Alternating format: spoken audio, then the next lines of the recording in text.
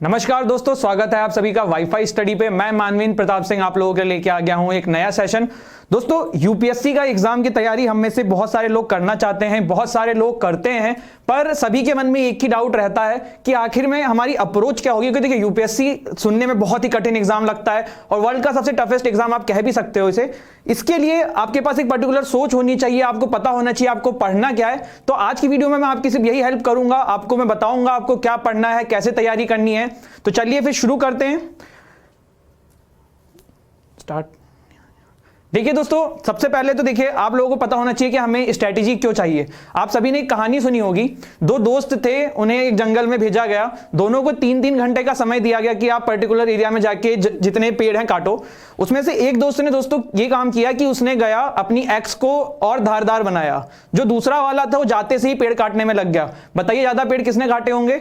दोस्तों, ज्यादा पेड़ उसने काटे जिसने जाके अपनी कुल्हाड़ी को पहले तीखा किया, उसके बाद पेड़ काटने गया।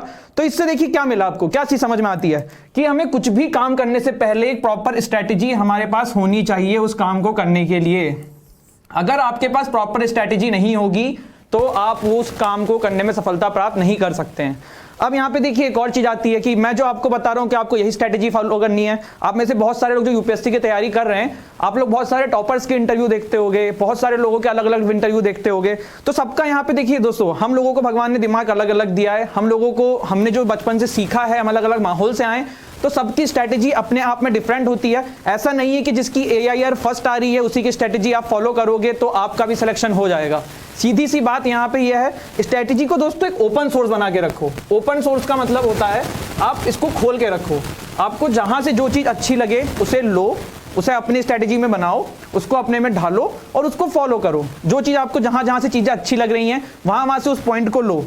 अब देखिए, सबसे पहले मैं आपको यहाँ पे बताना चाहता हूं दोस्तों कि जो आपका यूपीएससी है, इसमें हमारे पास 3 इंग्रेडिएंट्स होने चाहिए। मतलब देखिए, यूपीएससी को ऐसा बहुत बड़ा एग्जाम नहीं है कि आप क्लियर नहीं कर सकते हो। कहने के लिए सब कहते हैं कि बहुत कठिन एग्जाम है, बहुत बड़ा एग्जाम है, बहुत ही टफ है, पर आपको सीधी सी एक बात बता रहा हूं, यूपीएससी बहुत ही सही तरीके से अगर दिया जाए आप इसको क्लियर कर सकते हो। बिल्कुल घबराने की जरूरत नहीं है। आपके पास 3 चीजें होनी चाहिए: हार्डवर्क,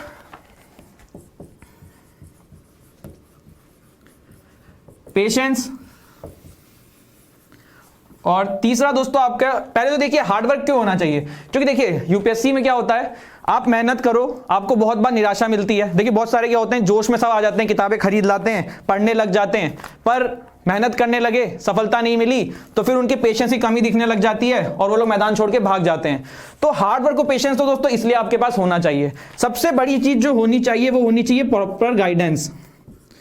ठीक है, अगर देखिए यूपीएससी ऐसा नहीं, देखो मैंने फिर बताया आपको, यूपीएससी बहुत वास्ट एग्जाम है। आप अगर इसमें सब तरफ के बातों सुनोगे, इतने सारे लोगों की बातें सुनोगे तो आप परेशान हो जाओगे करना क्या है। तो आपको प्रॉपर गाइडेंस पता होनी चाहिए कि हाँ हमें इस रास्ते से ट्रेवल करना है और फिर हम यूपीएससी तक पहुंचेंगे। तो आप चलिए ज्यादा टाइम वेस्ट ना करके हम सीधे आते हैं कि आप इसकी प्रीलिम्स की प्रिपरेशन कैसे करेंगे। आई होप आप सभी लोगों को पता होगा यूपीएससी में 2 एग्जाम होते हैं, प्रीलिम्स और एज वेल एज मेंस। तो अब हम यहाँ पे देखते हैं कि हम इन दोनों की तैयारी कैसे करनी है, क्या करना है। और सभी लोग लगभग आ गए हैं, किसी को कोई क्वेश्चन हो तो बताइए। चलिए इसको स्टार्ट करते हैं।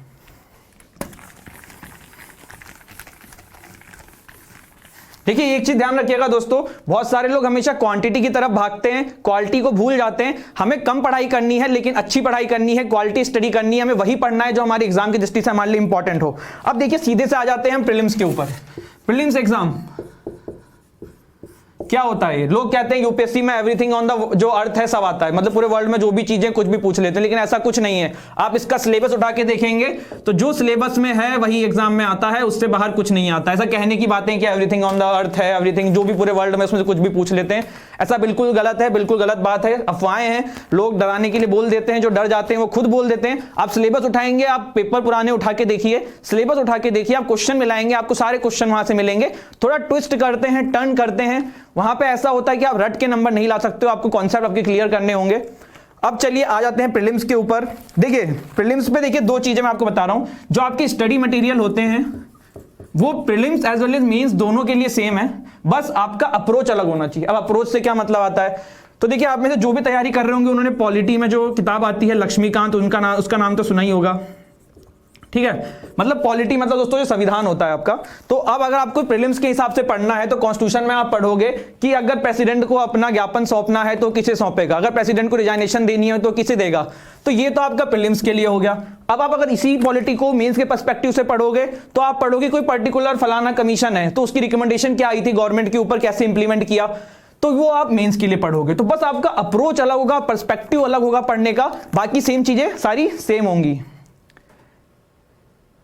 चलिए अब आगे बढ़ते हैं इसके बाद। ठीक है, प्रीलिम्स पे आ चुका है, जैसे मैंने आपको बता दिया कि रिसोर्स जो आपके हैं वो सेम होने वाले हैं, बस पर्सपेक्टिव आपका अलग अलग होगा। अब आ जाते हैं बुक्स की तरफ कि कौन से सब्जेक्ट की कौन सी किताब यहाँ पे आप लोग प्रीफर करें। देखिए सबसे ज्यादा बच्चे जो भागते हैं वो इसी पीछे भागते हैं कि कौन सी किताब पढ़नी चाहिए, कौन सी किताब नहीं पढ़नी चाहिए। देखिए क्योंकि किताबें बहुत ज्यादा हैं, यूपीएससी में इतनी सारी कोचिंगें पूरे मार्केट में है, इतने सारे इंस्टीट्यूशंस मार्केट में है, और बच्चे घबरा जाते हैं क्या करें क्या नहीं करें, कहाँ कहाँ जाएं। तो अब जल्दी से हम ज्यादा टाइम वेस्ट ना करते हुए सीधे बुक्स पे आते हैं। तो देखिए पॉलिटी के लिए मैं आपको सजेस्ट करूंगा लक्ष्मीकांत, और इसको है ना अपना बिल्कुल आप गीता मान लीजिए, कुरान मान लीजिए, इसको रट डालिए, पूरा का पूरा पढ़ डालिए। मैं गारंटी दे रहा हूं आप पॉलिटी का एक भी क्वेश्चन गलत करके नहीं आएंगे, सारे क्वेश्चन आपको इसमें से मिलेंगे। पॉलिटी देखिए लोग क्या करते हैं कि एक ही सब्जेक्ट की 4-4 किताबें ले लेते हैं और पढ़ने लग जाते हैं। अब यहां पे देखिए कितना गलत है एक ही काम। आप अगर एक किताब को 4 बार पढ़ोगे तो फायदा है कि 4 किताब को 4 बार पढ़ोगे तो फायदा है, खुद ही सोचिए और फिर मेरी बात को विचार करिएगा। तो पॉलिटी के लिए आपको सिर्फ एक किताब खरीदनी है, लक्ष्मीकांत, अपना ग्रंथ मान लो, इसको बिल्कुल अच्छे से पढ़ डालो। साथ में आप बेयर एक्ट पढ़ सकते हो, बेयर एक्ट आप ले लेना, और बेयर एक्ट आप दोस्तों ले लेना पीएम बख्शी जी की। अब बहुत सारे लोग समझ रहे होंगे बेयर एक्ट क्या होता है, वैसे पता होगा लगभग सभी को। बेयर एक्ट का दोस्तों मतलब ये होता है कि आपको सारे जितने आर्टिकल हैं हमारे कॉन्स्टिट्यूशन ऑफ इंडिया में, भारतीय संविधान में जितने आर्टिकल हैं, वो पतली सी किताब में आपको एक साथ लिखे हुए मिल जाएंगे कि हाँ इस आर्टिकल में ये है, इस आर्टिकल में ये है, कि जैसे ही आप भूल जाएं तो आप रिवाइज के लिए उसको तुरंत खोलने की हाँ इसमें ये, क्योंकि जब आप एग्जाम आपके पास आ जाएगा तब आप पूरी किताब खोल के उसको पढ़ने नहीं बैठ पाओगे। आप वहां पर सिर्फ एक चीज कर पाओगे कि आपका जो बेयर एक्ट है उसमें आप देख सकते हो कि कौन सा आर्टिकल में क्या लिखा हुआ है, किस आर्टिकल में क्या लिखा हुआ है। चलिए और किसी को कुछ पूछना है? यूपीएससी की तैयारी जल्द करवाएंगे, वाईफाई स्टडी जल्द आप लोगों के लिए यूपीएससी की प्रिपरेशन स्टार्ट कराने वाला है। आगे बढ़ते हैं, आप अपने बुक्स की तरफ बढ़ते हैं। मैंने आपको पॉलिटी के लिए सबसे अच्छी किताब बता दी है, इसके अलावा कुछ पढ़ने की जरूरत नहीं है अगर आप यूपीएससी की प्रिपरेशन कर रहे हैं। इन्वायरमेंट एक सब्जेक्ट होता है दोस्तों, इन्वायरमेंट के लिए शंकर किताब जो आप सभी ने सुनी होगी, शंकर आईएएस की जो किताब है, दिस इज बेस्ट। इसके अलावा देखिए इन्वायरमेंट में देखो आपको एक चीज बता रहा हूं, ऐसा होता है कि किसी किसी सब्जेक्ट के लिए जो रिसोर्सेज हैं वो सफिशिएंट हैं। जैसे कि पॉलिटी के लिए ये किताब बिल्कुल सफिशिएंट है, आपको इसके अलावा कुछ नहीं पढ़ना है। लेकिन इन्वायरमेंट के लिए शंकर की जो किताब है ये अपने आप में सफिशिएंट नहीं है। तो अब इसको आप पढ़ें कैसे? इसको आप ऐसे पढ़ें कि जैसे आप इन्वायरमेंट में आपने किसी एनिमल के बारे में पढ़ा, किसी भी चीज के बारे में पढ़ा, तो उसको तुरंत इंटरनेट पर गूगल करिए। गूगल करने के बाद विकिपीडिया से उसका जो पहला पेज है उस पर नोट्स बना लीजिए अपने कॉपी के अंदर, उसको आप हैंड रिटन से अपने हिसाब से लिख लीजिए। इसके नोट्स के साथ इसके नोट्स को मिक्स करके एक अपना अलग नोट्स बनाइए, फिर जाके आपके लिए ये किताब और एनवायरनमेंट आपका पूरा कवर हो जाएगा। इसके अलावा न्यूज़पेपर पे भी ध्यान रखिएगा, कोई नई चीज आए उसको नेट से सर्च करिए, उसको नोट्स में लिखिए। तो शंकर आईएएस पे पूरा डिपेंड नहीं हो सकते, जो किताब है शंकर आपकी है इस पे पूरा डिपेंड नहीं होना है, थोड़ा डिपेंड होना है। इसके अलावा इंटरनेट का पूरा यूज करना है, जहां थोड़ा सा भी डाउट लगे इंटरनेट। आगे बढ़ते हैं दोस्तों, इसके बाद आपकी जो किताब आती है वो मॉडर्न हिस्ट्री आती है। तो मॉडर्न हिस्ट्री दोस्तों as well as medieval history जो आपकी है, दोनों के लिए आप एक किताब ले सकते हो, वो है एनसीईआरटी। देखिए एनसीईआरटी आप और सब्जेक्ट की पढ़ोगे कोई दिक्कत नहीं है मतलब, लेकिन यहां पे एनसीईआरटी आप इन दोनों की पढ़ोगे आपका काम हो जाएगा, इससे ज्यादा आपको पढ़ने की जरूरत नहीं है। देखिए मैंने थोड़ा गलत बोल दिया, मॉडर्न हिस्ट्री के लिए आपको एनसीईआरटी प्लस स्पेक्ट्रम लेनी है। स्पेक्ट्रम का आप सभी ने नाम सुना होगा। और जो आपकी मेडिवल हिस्ट्री है दोस्तों, इसके लिए आपको एनसीईआरटी लेनी है। अब यहां पे एक चीज ध्यान रखिएगा कि जो स्पेक्ट्रम है वो अपने आप में सफिशिएंट किताब है, आप सब्स्टिट्यूट मतलब थोड़ा सा और एडिशनल नॉलेज के लिए एनसीईआरटी पढ़ सकते हो, लेकिन मॉडर्न हिस्ट्री में स्पेक्ट्रम आपकी बिल्कुल कंपलसरी है, आपको पढ़नी है। मेडिवल हिस्ट्री में ज्यादा की तो क्वेश्चंस आते भी नहीं है, और अगर आएंगे भी तो आपका एनसीईआरटी सफिशिएंट है, आपका इससे सब कुछ कवर हो जाएगा। सभी लोगों को इतनी बात क्लियर हो गई? देखिए यूपीएससी ना मतलब डरने की जरूरत नहीं है, बहुत सारे लोग देखिए इसमें से आप में से तैयारी कर भी रहे होंगे, किसी का 19 टारगेट भी होगा, और मैं कह रहा हूं सिर्फ 2019-20 पे एप्लीकेबल नहीं होता है। जब तक यूपीएससी का सिलेबस यही पैटर्न है, आपका यही सिलेबस एप्लीकेबल होगा, यही तरीका यही अप्रोच एप्लीकेबल होगा, इसके अलावा कुछ भी नहीं होगा। चलिए इसके बाद आते हैं दोस्तों हम आगे ज्योग्राफी की बात करते हैं। ज्योग्राफी के लिए आप लोग क्या ले सकते हैं, ज्योग्राफी के लिए आप कैसे पढ़ सकते हैं, क्या अप्रोच हो सकती है ज्योग्राफी के लिए। तो देखिए दोस्तों, ज्योग्राफी के लिए भी फिर मैं कह रहा हूं कि एक पर्टिकुलर सोर्स आपका सफिशिएंट नहीं है, आपको मल्टीपल सोर्सेज की तरफ जाना पड़ेगा। तो ज्योग्राफी के लिए दोस्तों आप पहले पढ़िए एनसीईआरटी 6th से 12th, और यहां भी एनसीईआरटी 6th से 12th है सारी, ध्यान रखना, ठीक है। इसके बाद एक आप किताब खरीद सकते हैं दोस्तों जो मोहजिद हुसैन साहब की है, ठीक है। ये इंडियन एंड वर्ल्ड ज्योग्राफी इसमें अलग अलग है, आप दोनों को लेके यहां से पढ़ सकते हैं। तो अब यहां पे देखिए ज्योग्राफी में ये तो आपका हो गया ये। इसके अलावा जैसे कोई नई टर्म आ रही है, कोई चीज आपको समझ में नहीं आ रही है, तो बस आप इनको इंटरनेट पे सर्च करो। देखो इंटरनेट को अपना सबसे अच्छा दोस्त बनाओ, ना कि फेसबुक व्हाट्सएप चलाने के लिए, जबकि कुछ भी ऐसी नई चीज आए उसको सर्च करो, उसको अपने नोट्स में बनाओ। खुद से नोट्स बनाना बहुत जरूरी है। अगर आप सिर्फ किताब में टिक लगा के किताब के भरोसे रहना चाह रहे हो तो बहुत ही गलत अप्रोच है आपकी पढ़ने की, और ऐसे काम नहीं चल पाएगा। आपको अपने नोट्स बनाने होंगे और इंटरनेट का जितना यूज कर सकते हो करो। जहां आपको डाउट लगे तुरंत इंटरनेट के पास भागो और इंटरनेट पे काम करो, सर्च करो। अब देखिए ज्योग्राफी में सिर्फ ये चीज काफी नहीं है दोस्तों। देखिए आपका जो यूपीएससी है ना, हर साल एटलस बेस्ड क्वेश्चन पूछता है। अब यहां पे पूछ, आपको समझ में आ रहा होगा Atlas based map based question का मतलब क्या होता है। वहां पे आपसे पूछ लिया जाएगा कि रेड सी के आसपास कौन कौन से कंटिनेंट हैं, कौन कौन सी जगह है, आपको ऑप्शन दे देगा। तो एटलस की रोज प्रैक्टिस करो। अब ये कैसे करोगे, तो अपने घर में एक बड़ा सा एटलस लेके लगा लो, या फिर रोज आप उसको याद करने की कोशिश करो, या फिर उसको रोज देखो। तो आप ऐसे इसको याद कर सकते हो। बाकी एटलस पे आपकी कमांड होनी चाहिए, क्वेश्चंस आते हैं और बहुत ज्यादा हर साल यूपीएससी क्वेश्चन देती है। देखिए ज्योग्राफी में कभी भी कॉन्सेप्चुअल क्वेश्चन नहीं आते हैं, बिल्कुल फैक्ट बेस्ड क्वेश्चन आते हैं। आपको बस आंसर पता होगा, आप लिख देंगे कि इसके बगल में क्या है, इसके बगल में क्या है। कोई कॉन्सेप्चुअल क्वेश्चन इसमें बनता भी नहीं है, जो है किताब में है वही है। जैसे आपको पॉलिटी ऑलिटी में एक बार के लिए लैंग्वेज टफ करके घुमा सकता है, पर ज्योग्राफी में ऐसा नहीं होगा। तो अगर आप अच्छे से इस पर कमांड करके रखेंगे तो आप आराम से कर लेंगे। एनसीईआरटी कितने तक की पढ़नी है, 6 से 12। देखो साइंस की आपको 6 से 10th पढ़नी है, साइंस की अभी बता दूंगा। बाकी सारे सब्जेक्ट की 6 से 12th पढ़नी है।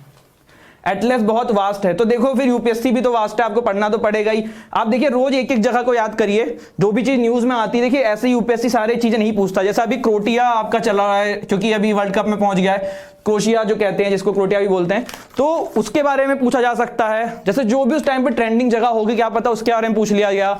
और जो आपकी ये सी होती है, रेड सी हो गया, ये हो गया, इनके आसपास का तो पूरा पूछते ही हैं। तो इन चीज का आप ध्यान रखना, ठीक है। अब आगे बढ़ते हैं। देखिए ज्योग्राफी मैंने आपको बता दी है। इकोनॉमी के लिए क्या करा जाए, इकोनॉमी के लिए तो बस यहाँ पे देखिए एनसीईआरटी पढ़िए। इसके अलावा द हिंदू देखिए, द हिंदू के जो बिजनेस पेज होता है। देखिए इकोनॉमिक्स में ज्यादा क्वेश्चन करंट अफेयर्स बेस्ड होते हैं कि आपके जो फिस्कल डेफिसिट हो रहा है, कितना हुआ, कितना कम हुआ, कितना ज्यादा हुआ। तो यहाँ पे बिल्कुल वो नहीं सोचना है आपको। करंट अफेयर्स पे कमांड रखिए इसमें, और एनसीईआरटी पे कमांड रखिए 11th 12th की मोस्टली, और एक बार 9th 10th की पढ़ लेंगे तो आपको थोड़ा समझ में आ जाएगा कि इकोनॉमिक्स जिनके लिए नहीं होगी वो कैसे तैयारी करेंगे। तो उनके लिए देखिए बता रहा हूं मैं कि आप लोग एनसीईआरटी पढ़ें, वरना जिनको थोड़े मॉडरेट लेवल पे इकोनॉमिक्स पढ़ चुके हैं तो 11th 12th की एनसीईआरटी पे कवर करें। इसके बाद द हिंदू जो आपका जो भी न्यूज़पेपर है, पर प्रीफर हमेशा द हिंदू किया करिए, बेस्ट न्यूज़पेपर है फॉर करंट अफेयर्स। तो यहां पे आपका देखिए प्रीलिम्स के जो मैंने सब्जेक्ट दोस्तों सारे आपको बता दिए हैं। इसके अलावा मैंने आपको एंशिएंट मेडिवल के बारे में दोस्तों ऑलरेडी बता दिया है। यहां पे हम कल्चर, आर्ट एंड कल्चर एक सब्जेक्ट होता है।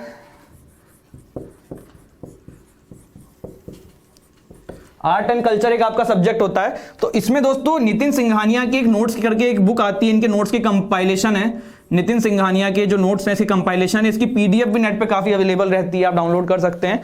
तो आप नितिन सिंघानिया के जो नोट्स के कंपाइलेशन है, आप इसको परचेज कर सकते हैं। ये बुक के रूप में भी आता है, एज वेल एज आप इसको नेट से भी डाउनलोड कर सकते हैं। आर्ट एंड कल्चर के लिए बहुत सफिशिएंट है। इसके अलावा आप एनसीईआरटी भी आर्ट एंड कल्चर की जो आती है वो भी बहुत अच्छी किताब है, बहुत ही अच्छी है। मतलब ये और दोनों आप कह सकते हो, इसको पहले पढ़ना, इसको बाद में प्रेफर करना, जो टॉपिक आपको लगे समझ में नहीं आ रहा है। एनसीईआरटी जो आर्ट एंड कल्चर की काफी अच्छी किताब है, उसको जरूर पढ़िएगा। अब आपका देखिए प्रीलिम्स दोस्तों यहाँ पे हो गया, पर क्या ये सफिशिएंट है, क्या इससे आपका सिलेक्शन हो जाएगा? और देखिए साइंस और टेक्नोलॉजी के लिए मैंने आपको बता ही दिया, 6 से 10th की एनसीईआरटी पूरी कर लेनी है। साइंस और टेक्नोलॉजी के लिए मैंने आपको बता दिया है 6 से 10th की एनसीईआरटी आपकी पूरी करनी है। अब देखिए दोस्तों एक चीज ध्यान रखिएगा कि यहाँ पे आपका जो प्रीलिम्स का है और मेंस का है, दोनों का मतलब किताबें सोर्सेज यही रहने वाली हैं। आपको पढ़ना इन्हीं किताबों में से है, लेकिन आपको जो चीज करनी है वो ये करनी है कि दोनों में पढ़ने का अप्रोच अलग होना चाहिए। अप्रोच क्या होता है? अप्रोच का मतलब मैंने आपको फिर बताया, जो आपका मेंस है वो डिस्क्रिप्टिव टाइप का क्वेश्चन होता है, डिस्क्रिप्टिव टाइप का पेपर होता है, उसमें आंसर लिखने होते हैं। जो प्रीलिम्स होता है उसमें आपको मल्टीपल चॉइस में आंसर देना होता है। उसमें फैक्ट बेस्ड क्वेश्चन ज्यादा आने की संभावना होती है। तो यहां पे ये दोनों में अंतर है और आपको इस पे यहां पे समझना होगा। जिसको देखिए सिलेबस अभी नहीं पता है उनके लिए देखिए सॉरी, आप एक बार या तो फिर गूगल कर लीजिएगा, वरना कभी किसी और वीडियो में आपको मैं सिलेबस बता दूंगा अच्छे से, कोई इसमें परेशानी की बात नहीं है। इसके बाद देखिए ये तो आपका हो गया कि एनसीईआरटी किताबें सब्जेक्ट्स क्या क्या हो गए। इस बार का अगर आपने यूपीएससी का 2018 का पेपर के बारे में सुना होगा तो आपने सुना होगा करंट अफेयर्स सब कह रहे हैं बहुत आ गया। तो करंट अफेयर्स कहां से तैयार किए जाए, करंट अफेयर्स हम कहां से पढ़ें? तो करंट अफेयर्स के लिए देखो बेस्ट चीज है एक तो द न्यूज़पेपर द हिंदू का पढ़ो। मैं तो देखिए द हिंदू न्यूज़पेपर पढ़ता हूं तो मेरे को इसलिए द हिंदू पता है, लोग इंडियन एक्सप्रेस को भी कहते हैं सही है, पर बेस्ट न्यूज़पेपर द हिंदू है, यहां से पढ़िए। और इसमें देखिए एडिटोरियल जो आते हैं वो देखिए, न्यूज़ एनालिसिस जो होती हैं वो देखिए। अब यहाँ पे देखिए बहुत सारे लोगों को हिंदी मीडियम के होते हैं जिनको न्यूज़पेपर पढ़ने का समय नहीं मिलता है, न्यूज़पेपर समझ में नहीं आता है, तो उनके लिए देखिए सब बहुत सारे चैनल, इवन हमारा चैनल, आप मेरी वीडियोस देख सकते हैं। हम लोग द हिंदू एनालिसिस लेके आते हैं, इसमें हम आपको पूरा न्यूज़पेपर का सारा सार दे देते हैं 40 मिनट के अंदर, आप वहां से इसको कवर कर सकते हैं। तो मस्ट है द हिंदू न्यूज़पेपर पढ़िए। इसके बाद एक योजना मैगजीन आती है, मंथली बेसिस पे इसको खरीदिए। पीआईबी आती है आपकी जो गवर्नमेंट की हमारी प्रेस जो आपकी ब्यूरो है, वहां से जो भी न्यूज निकलती है बहुत इंपॉर्टेंट होती है, यहां से डायरेक्ट क्वेश्चन आता है क्योंकि ये गवर्नमेंट के अंदर होती है, गवर्नमेंट की यहां पे न्यूज निकलती है, कोई नई स्कीम आई, गवर्नमेंट कहां पे गई, क्या किसने क्या किया। तो पीआईबी बहुत ही मस्त है, इसको जरूर ध्यान रखिएगा। इंडियन ईयर बुक का नाम तो आप सभी ने सुना होगा, तो इंडियन ईयर बुक देखिए जो भी आपके इंडिया में जीके के तथ्य हैं कि कौन आपका नेशनल क्या है, कौन कौन सा नेशनल क्या है, अगर यहां पे कुछ लिखा हुआ है और किसी दूसरी किताब में कुछ लिखा हुआ है तो बस सही यही है जो इंडियन ईयर बुक में लिखा हुआ है। ये आप मान लीजिए गवर्नमेंट ऑफ इंडिया की ऑथेंटिक किताब है जिसमें सारे फैक्ट्स लिखे हुए हैं। तो ये हर साल आती है, लगभग लगभग चीजें सेम रहती हैं, पर कुछ कुछ चीजें नई भी जुड़ती हैं। तो इसको ईयरली बेसिस पे खरीद लीजिएगा, पढ़ लीजिएगा, और ज़्यादा नहीं है, एक बार पढ़ेंगे आपको समझ में आ जाएगी। तो ये आपके देखिए मेन यहाँ पे हो गए। अब इतना सफिशिएंट है क्या? तो देखिए इसके अलावा जैसे आपने कोई कोचिंग ज्वाइन कर रखी हो, मैं किसी का भी नाम नहीं लूंगा, कुछ दिन में हम लोग भी हमारे मटेरियल निकालेंगे तो आप हमारे परचेस कर सकते हैं, हमारे ले सकते हैं। बाकी जो मंथली मैगजीन आप जहां भी तैयारी कर रहे हैं वहां की मंथली मैगजीन भी अगर आपको लग रही है कि सही आ रही है, सही ट्रस्टफुल लोगों की है, जो अच्छे इंस्टीट्यूट्स हैं, तो वहां की आप मंथली मैगजीन पढ़िए साथ में, इनके साथ में, इनको छोड़े बिना नहीं, इनके साथ में आप उनको पढ़िए। आपका करंट अफेयर्स इससे बाहर कहीं नहीं जाने वाला है। अब सबसे इंपॉर्टेंट चीज करंट अफेयर्स में भी और आपके पेपर में भी वो क्या है? वो है दोस्तों मॉक टेस्ट। मॉक टेस्ट देना बहुत जरूरी है। चलिए चलिए ऐसे पेपर सर जी, अरे ऐसे वैसे के बारे में बताएंगे, चलिए अब टेंशन मत लीजिए। मॉक टेस्ट पे आ जाते हैं। मॉक टेस्ट क्यों जरूरी है? मॉक टेस्ट क्यों जरूरी है? मॉक टेस्ट यहां पे बेच नहीं रहा हूं, मॉक टेस्ट मत सोचना कि हम वाईफाई स्टडी का मॉक टेस्ट बेचना है आप लोगों को। मॉक टेस्ट देखिए दोस्तों होता क्या है कि आप लोग जो प्रैक्टिस पेपर देते हैं, मैं यहां पे उसकी बात कर रहा हूं, जब तक आपको अपनी औकात पता नहीं होगी आप कुछ नहीं कर पाएंगे। मॉक टेस्ट इसलिए जरूरी है दोस्तों, आप अपने आप को जान सकते हो कि आप क्या नंबर ला रहे हो, कितने नंबर ला रहे हो, कैसे नंबर ला रहे हो। और इसमें देखिए क्या होता है कि कम से कम आपको मतलब जैसे हर पेपर होगा, आप 100 क्वेश्चन अटेम्प्ट करोगे, आपको 100 नई चीजें पता पड़ रही हैं, 100 नई चीजें पता पड़ रही हैं, फिर आप उन 100 चीजों को जब एनालिसिस करेंगे तो उनसे 100 से 100 नई चीजें पता पड़ेंगी। तो मॉक टेस्ट बहुत इंपॉर्टेंट है, मॉक टेस्ट आप लोगों को अच्छे से करना है। अब यहाँ पे मॉक टेस्ट देखिए कम से कम बता रहा हूं मैं आपको 70 से 80 मॉक टेस्ट देने पूरे साल भर में, कम से कम 70 से 80 मॉक टेस्ट देने, अगर आप सीरियस जेन्युइन कैंडिडेट हैं। और वो भी ऐसे नहीं देने कि आपने कहीं से डाउनलोड कर लिया या क्या कर लिया। देखिए जो लोग नहीं अफोर्ड कर सकते हैं, ठीक है आप लोग डाउनलोड करके करिए, पर आप लोग भी कर सकते हैं कि अपने दोस्तों के साथ बैठ के दीजिए, फिर आपस में हेल्दी कंपटीशन करिए कि किसके पास कितने नंबर आ रहे हैं। बाकी जो लोग दे सकते हैं, अफोर्ड कर सकते हैं, वो किसी भी जगह का मॉक टेस्ट सब्सक्रिप्शन ले लें, यूपीएससी का जहां भी मिलता हो। उसके बाद आप जब वहां पे देंगे दोस्तों तो आपको पूरा नंबर आएगा, रैंकिंग आएगी, क्या नंबर आए हैं, रैंकिंग आई है, तो उससे एक तो आपके बारे में पता पड़ेगा आपको, फिर आपको अंदाजा होगा क्या क्या कमियां हैं। अब मॉक टेस्ट देने से सिर्फ काम नहीं होगा, आपको उस मॉक टेस्ट को एनालिसिस करना होगा। जैसे आपने पेपर सॉल्व कर लिया, आपने 100 में से 50 क्वेश्चन किए, 50 नहीं किए, तो अब आपको पहले पता करना होगा कि 50 क्वेश्चन मैंने किए क्यों नहीं है, और जो नहीं किए हैं इसका आंसर क्या है, इसका आंसर कैसे आएगा। तो पूरा आपको सब कुछ यहाँ पे देखिए एनालिसिस करना है। तो मॉक टेस्ट के देखिए कुछ मेन फैक्टर बता देता हूं कि जो आपको मॉक टेस्ट देना है, जो घर पर बैठ के देते हैं हम लोग, कंप्यूटर में ले लेते हैं, पेपर आ जाता है। तो मॉक टेस्ट में हम क्या करते हैं कि हमने 5 मिनट दिया, पानी पीने चले गए, पॉज कर दिया, खाना खा लिया, फिर आ गए, फिर मॉक टेस्ट दे दिया। तो ऐसा नहीं करना है आपका। इसमें जो अप्रोच होना चाहिए दोस्तों, सेम टू सेम ऐसा होना चाहिए जैसे कि आप पेपर में बैठे हो। अगर आपने वैसे नहीं दिया तो कोई मतलब नहीं है। आपकी सिटिंग उतने घंटे की होनी चाहिए, बिल्कुल किताब कॉपी सब बंद करके, जैसे पेपर देते हो सेम माहौल क्रिएट करके दोगे तब इसका मतलब है, वरना मतलब नहीं है। और मैं रिकमेंड करूंगा कि हमेशा पेन एंड पेपर में मॉक टेस्ट दो, ना कि कंप्यूटर पे दो, क्योंकि इन दी एंड आपको यही देना है। अब देखिए इसको फिर एनालिसिस करिए। एनालिसिस करना दोस्तों इसलिए जरूरी होता है कि आपने चलिए 100 क्वेश्चन कर लिए, आपको अब नहीं पता पड़ रहा है कैसे करेंगे क्या करेंगे, तो आपको पहले पता तो पड़ना चाहिए ना कि कैसे करना होगा। इसको आप ढूंढें, आंसर इंटरनेट से ढूंढें।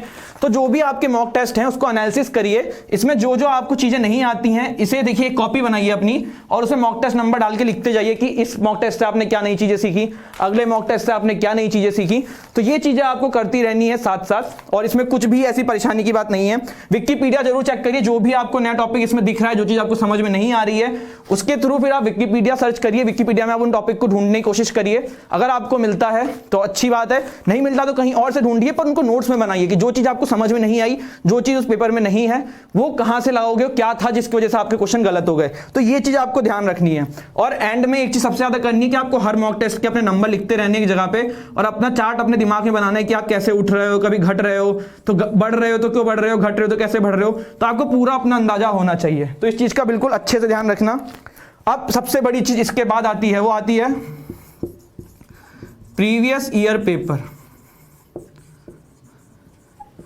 दोस्तों आपको प्रीवियस ईयर पेपर का पूरा अच्छे से कमांड होनी चाहिए। कम से कम जितने भी 10-12 साल के प्रीवियस ईयर के पेपर हैं आपको सारे सॉल्व करने हैं। इससे आपको पता पड़ जाएगा कि यूपीएससी में किस टाइप के क्वेश्चन आते हैं और कैसे आप इनको अप्रोच कर सकते हैं, क्या अप्रोच रहती है इनकी, ठीक है, क्या इनकी अप्रोच रहती है, कैसे पेपर में देते हैं। तो प्रीवियस ईयर पेपर्स की बहुत ही अच्छे से प्रैक्टिस करनी है। और मैं सजेस्ट करूंगा जब आपका पेपर पास आने वाला हो तो मॉक टेस्ट देना बंद कर दो, सिर्फ प्रीवियस ईयर पेपर दो। प्रीवियस ईयर पेपर में से भी क्वेश्चन रिपीट होते हैं। इस बार के यूपीएससी में काफी सारे क्वेश्चन पिछले यूपीएससी के प्रीलिम्स के पेपर के रिपीट हुए थे, तो क्वेश्चन रिपीट होते हैं, चीज का ध्यान रखिएगा। और देखिए एक सबसे बड़ी चीज है कि पेपर को अटेम्प्ट कैसे करना है, इस चीज का बहुत ध्यान रखना। जैसे ना पेपर आपको मिल गया, आपको जैसे मैं मान के चलो आप प्रीलिम्स के पेपर में बैठे हुए हो, तो अब लोग क्या करते हैं उसके ऑप्शंस अच्छे से नहीं पढ़ते हैं। यूपीएससी का तो खेल ही यही है कि सिंपल क्वेश्चन को टफ बना के आपके सामने रख देती है। अब वहां पे लिखा हुआ है कि इसमें से कौन से गलत हैं आपको वो ढूंढने, आपने सही देखा, आपने लगा कि यार ये तो चलो आंसर पता है, टिक मार दिया, आपने पूरा क्वेश्चन नहीं पढ़ा। तो सबसे इंपॉर्टेंट है कि क्वेश्चन को अच्छे से पढ़ना है, रीड द ऑप्शन केयरफुली, ठीक है, रीड द ऑप्शन केयरफुली। इसके बाद दोस्तों एक और चीज यहां पे है, वो ये है कि आप एक चीज ये कर सकते हो कि जो क्वेश्चन आपको नहीं आ रहे हैं उसको साइड छोड़ते चलो, ये नहीं कि उसी पर टाइम वेस्ट कर रहे हो, उसको आप बाद में आके करोगे, ठीक है, कोई दिक्कत नहीं है। और एक तरीका और होता है, जैसे आपने पेपर दिया तो आपने सिर्फ 50 क्वेश्चन कर पाए हो, तो 50 में तो आपका सिलेक्शन होगा नहीं, आपको ही पता है।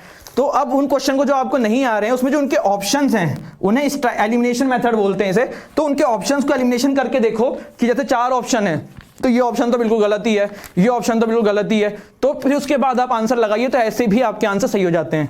मैं जब भी उसके प्रैक्टिस सेट देता हूं, मैं अपनी बता रहा हूं आपको, तो मेरे क्या होता है मैं 60% के आसपास क्वेश्चन करता हूं, उसके बाद मेरे 20-30 क्वेश्चन उसके बाद सही हो जाते हैं, just because of elimination method. क्योंकि आपको कुछ ऑप्शन देख के तुरंत पता पड़ जाएगा कि हाँ ये बिल्कुल गलत है और ऐसे ये चीज बिल्कुल नहीं होगी। अब सबसे बड़ा एक क्वेश्चन और आता है बच्चों के दिमाग में कि कितने क्वेश्चन अटेम्प्ट किए जाए कि हम सेलेक्ट हो जाएं, कि मतलब 100 में से कितने क्वेश्चन कर दें कि हम बिल्कुल जो आंकड़ा है हमारा वो पार हो जाए। तो देखो इसका कोई भी जादुई नंबर नहीं है, आप प्रैक्टिस सेट दो, मॉक टेस्ट दो और अपने मार्क्स को मैक्सिमाइज करके देखो। आप जितने क्वेश्चन मैक्सिमाइज अटेम्प्ट कर सकते हो, मैक्सिमम जितने क्वेश्चन अटेम्प्ट करते हो उतने आपको करने हैं। जैसे आपने देखिए 50 क्वेश्चन, मॉक टेस्ट देने का तरीका बताता हूं। आपने मॉक टेस्ट दिया, आपने 50 क्वेश्चन किए, ठीक है, कर लिए। आप इसको अब ये मान के चलो कि आपका पेपर हो चुका है, आपने 50 क्वेश्चन किए हैं, पर अब घड़ी बंद कर दो, जो 50 क्वेश्चन आपने नहीं किए हैं उसको भी अटेम्प्ट करने की कोशिश करो। आप देखोगे कि चलो इसमें से आपने 20 सही कर दिए, तो आप देखो कि अगर आप इनके अलावा भी 20 कर देते तो आपके सही हो जाते नंबर, आप इससे मानो अपने। लेकिन आप ये देखो जो 50 नहीं किए हैं उसमें से 20 सही निकल गए हैं। अब यहाँ पे देखो प्रीलिम्स में अगर 50 करके आओगे तो बहुत ही रिस्क के चांसेस है ही नहीं सेलेक्ट होने का। आज तो रिजल्ट भी आ गया है आपका प्रीलिम्स का, तो 50 में तो नहीं होगे। तो आपको कम से कम दोस्तों अपने जो मैक्सिमम क्वेश्चंस आप कर सकते हो उतने अटेम्प्ट करके आने हैं। प्रैक्टिस सेट इसीलिए कराए जाते हैं, इसीलिए होते हैं किसी भी एग्जाम के लिए। मैं तो कह रहा हूं यूपीएससी हो जाए चाहे कुछ भी हो जाए, अगर आपको अपनी औकात नहीं पता है, आपको नहीं पता है कि पेपर में क्या आता है, अगर आपको 3 घंटे की सिटिंग कैपेसिटी नहीं है, प्रैक्टिस नहीं है, आप पेपर नहीं दे पाओगे, आप सेलेक्ट नहीं हो पाओगे, चाहे कोई भी एग्जाम हो। इसलिए प्रैक्टिस सेट दिया करो, चाहे नेट से फ्री में डाउनलोड कर लो।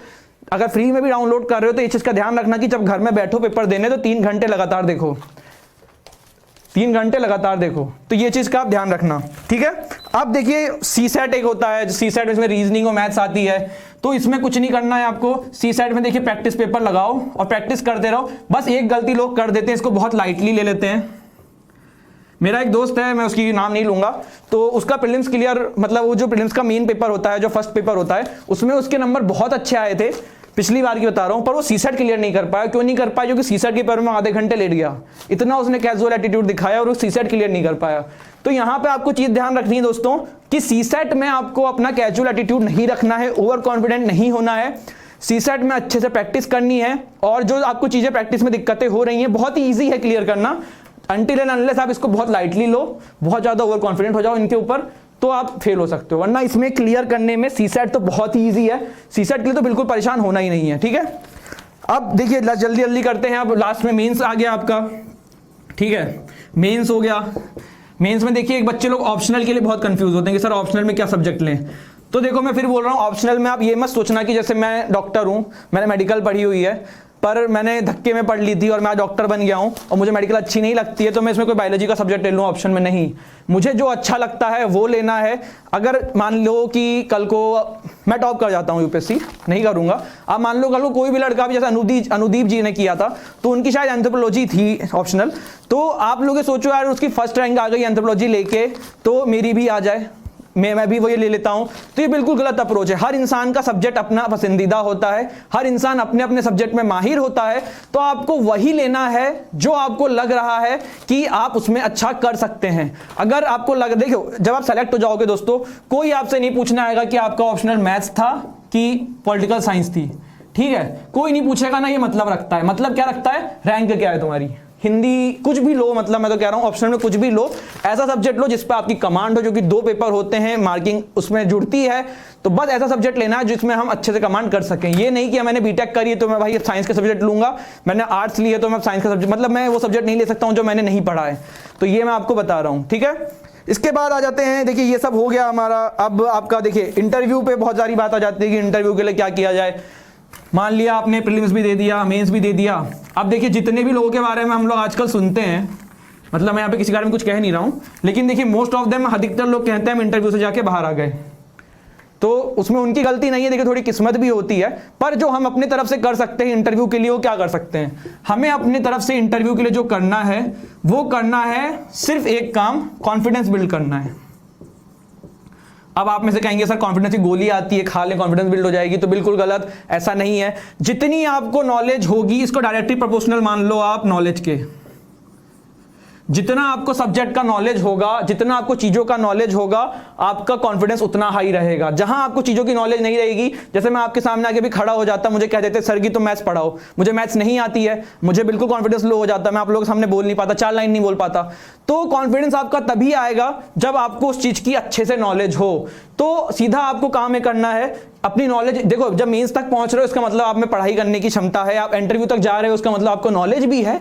कमी कहां रह गई है, उस नॉलेज को आप उसको पॉजिटिवली अप्रोच नहीं कर पा रहे हो। तो इसके लिए क्या करना चाहिए, आप अपने देखिए कुछ हेल्दी दोस्तों की टीम बनाइए। ये नहीं कि किसी पॉलिटिकल पार्टी के किसी बंदे को रख लिया, किसी आवारा टाइप के दोस्त के साथ आपने डिस्कशन स्टार्ट कर दिया, तो फिर वहां तो आप हारोगे। वहां का कोई किसी का एक का मतलब अपनी पॉइंट को मानने के लड़ने लग जाएगा। इंटेलेक्चुअल लोगों के साथ डिस्कशन करो, ठीक है। अब डिस्कशन कैसे करने, डिस्कशन ऐसे नहीं करने कि कांग्रेस और बीजेपी में से कौन आने वाली है। ये तो हमारी पॉलिटिकल न्यूज तो हमारे लिए बिल्कुल मतलब की भी नहीं होती है। वैसे भी ये हेल्दी आर्गुमेंट्स नहीं है। आप आर्गुमेंट करो कि डोनाल्ड ट्रंप ने जो अभी ईरान से डील से एग्जिट किया है, ये सही है कि नहीं है, वो उनको बोलने दो, अपना बोलो। ऐसे से करके देखो, जब पॉजिटिव आप बातें करोगे तो आपको चीजें पता पड़ेगी, आपका कॉन्फिडेंस बढ़ेगा। यूपीएससी के बच्चे से दोस्तों हम लोग एक्सपेक्ट क्या करते हैं कि उन्हें कोई भी टॉपिक दिया जाए, वो 10 मिनट से 15 मिनट उस टॉपिक पे बोल पाएंगे। अगर वो नहीं बोल पा रहे हैं तो इसका मतलब वो लोग तैयार नहीं हैं। अगर आप एक यूपीएससी के अच्छे एस्पिरेट हो, अगर आपको लगता है कि आप अगले साल क्लियर कर सकते हो, तो आपको दुनिया जहान की जो भी चीज चल रही है उसके बारे में सब कुछ पता होना चाहिए। कम से कम अपना ओपिनियन आप उस चीज के ऊपर रख सको, आपको आना चाहिए। अगर नहीं आएगा तो वहीं आप कॉन्फिडेंस में लैग करोगे और वहीं आपके चांसेस होंगे नहीं सेलेक्ट होने के। देखो सीधी सी बात है, 99.9% बच्चे जो होते हैं वो यूपीएससी में फेल होते हैं, 0.1% बच्चों का सिलेक्शन होता है। तो यहां पे आप देख सकते हो कितने कम हो पाते हैं। और इसमें ये नहीं कि बहुत ज्यादा इंटेलिजेंट, बहुत शार्प ब्रेन वाले लोग सेलेक्ट होते हैं। मेरे साथ के काफ़ी लोग सेलेक्ट हुए हैं, नॉर्मल थे, एवरेज थे, मेहनत करी, सही तरीके से मेहनत करी, पढ़ के निकल गए, अच्छा किया। सिर्फ एक चीज़ चाहिए, देखो लाइफ में दोस्तों हार्ड वर्क करना सबसे इंपॉर्टेंट है। मेहनत नहीं करोगे तो नहीं काम चलेगा। अभी भी देर नहीं हुई, अगर आपका टारगेट है तो लग जाओ। देखो सीधी सी बात है, मंजिल मिलेगी भटकते ही सही, गुमराह तो वो हैं जो भी घर से निकले ही नहीं। तो बस अभी भी समय है, निकल जाओ घर से, तैयारी स्टार्ट कर दो और लग जाओ वापस से मेहनत में, और आप लोगों को एक ना एक दिन सक्सेस मिलने ही वाली है। पर मेहनत करे बिना चीज़ नहीं होगी। तो ये देखिए, मैंने आपको इंटरव्यू का ही बता दिया, कॉन्फिडेंस की बात करिए, ओवर कॉन्फिडेंस की बात नहीं करी है। ओवर कॉन्फिडेंस लाओगे तो वहां भी बाहर हो जाओगे। कॉन्फिडेंस का देखो, जो इंटेलेक्चुअल बच्चे होते हैं इनके पास कॉन्फिडेंस होता है ना, वो नॉलेज का कॉन्फिडेंस होता है। जो ओवर कॉन्फिडेंट होते हैं फिर वो उड़ते हैं, उनको कुछ नहीं आता, वो सिर्फ ज़्यादा बोलने लग जाते हैं।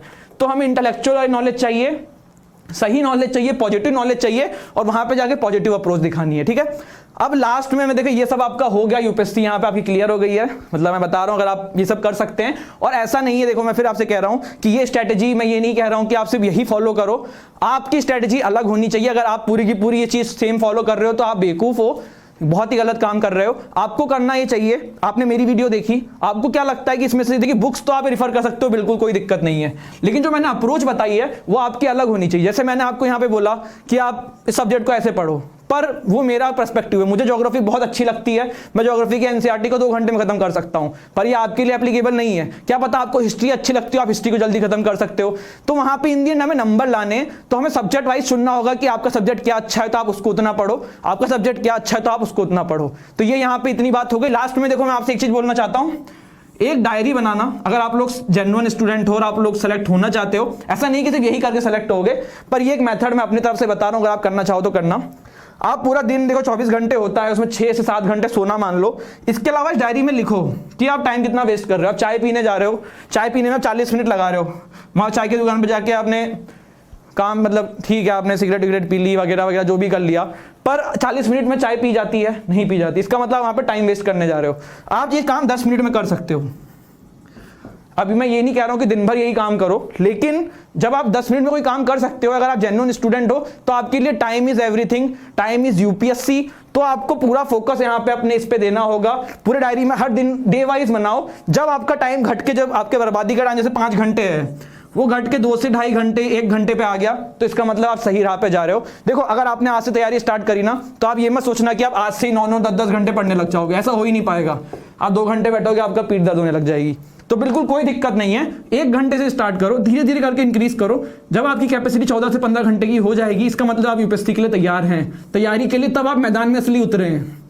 तो ये प्रोसेस ऐसे नहीं कि तुरंत आ जाएगी, आपको मेहनत, टाइम लगेगा, मेहनत लगेगा।